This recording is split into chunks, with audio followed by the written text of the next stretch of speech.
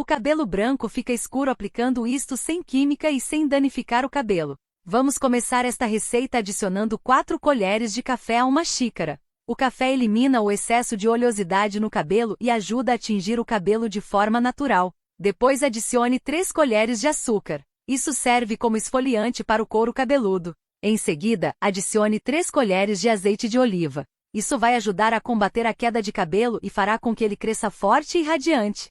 Adicione meia xícara do seu shampoo habitual que você tem em casa e misture tudo muito bem. Modo de uso. Aplique esta mistura nos cabelos brancos 2 vezes por semana. Deixe agir por 25 minutos. Depois lave o cabelo como de costume e em pouco tempo você verá grandes resultados. Deixe a palavra tinta natural para eu saber que você viu a receita até o final.